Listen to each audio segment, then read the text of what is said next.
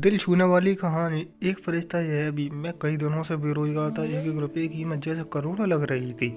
इस उठापटक में मैं था कि कहीं नौकरी लग जाए। आज एक इंटरव्यू था, पर दूसरे शहर जाने के लिए जेब में सिर्फ 10 रुपये थे। मुझे कम से कम 200 रुपये की ज़रूरत थी। अपने इकलौते इंटरव्यू वाले कपड़े रात में धो, पड़ोसी की प्रेस मांग के तैयार कर पेन, अपने योग्यता की मोटी फाइल बगल में दबा कर 2 बिस्कुट खा के निकला।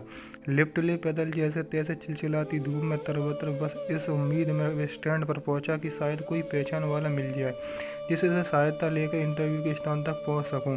काफ़ी देर खड़े हो रहने के बाद भी कोई नहीं दिखा। मन में घबराहट और मायूसी थी। क्या करूंगा, अब कैसे पहुंचूंगा? पास के मंदिर पर जाकर पहुंचा। दर्शन कर सीढ़ियों पर बैठा था। मेरे पास में ही एक फकीर बैठा था। उसके कटोरे में मेरी जेब और बैंक अकाउंट से भी ज़्यादा पैसे पड़े थे। मेरी नज़र में हालात समझ के बोला, कुछ मदद चाहिए क्या? मैं बनावटी मुस्कुराहट के साथ बोला, आप क्या मदद करोगे?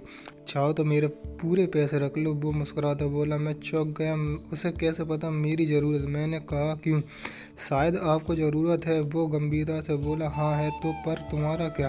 तुम तो दिन भर मांग के कमाते हो। मैंने उसका पक्ष रखते हुए वो हंसता हुआ बोला, मैं नहीं मांगता साहब, लोग डाल जाते हैं मेरे कटोरे में पुण्य कमाने के लिए। मैं तो फ़कीर हूँ, मुझे इनका कोई मोह नहीं। मुझे सिर्फ भूख लगती है, वो भी एक टाइम, और कुछ दवाइयाँ, बस। मैं तो खुद ये सारे पैसे मंदिर की पेटी में डाल देता हूँ। वो सहज कहते मैंने हैरानी से पूछा, फिर यहाँ बैठते क्यों?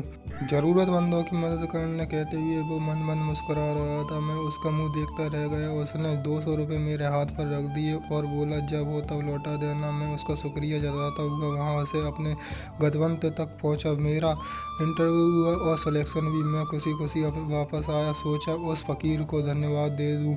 मैं मंदिर पहुंचा। वहाँ सीढ़ियों पर भीड़ लगी थी। मैं घुस के अंदर पहुंचा, देखा वही फकीर मरा पड़ा था। मैं भौचक्का रह गया। मैंने दूसरों से पूछा, यह कैसे हुआ? पता चला वो किसी बीमारी से परेशान था, सिर्फ दवाइयों पर जिंदा था। आज उसके पास दवाई नहीं थी और ना उन्हें खरीदने के पैसे। में अवाक से उस फकीर को देख रहा था। अपनी दवाइयों के पैसे वो मुझे दे गया था, जिन पैसों पे उसकी ज़िंदगी का दरोमदार था। उन पैसों ने मेरी ज़िंदगी बना दी थी।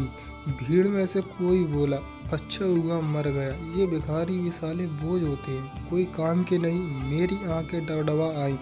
वो भिखारी कहाँ था? वो तो मेरे लिए एक भगवान ही था, नेकी का फरिश्ता, मेरा भगवान। मित्रों, हम में से कोई नहीं जानता कि भगवान कौन है और कहाँ है।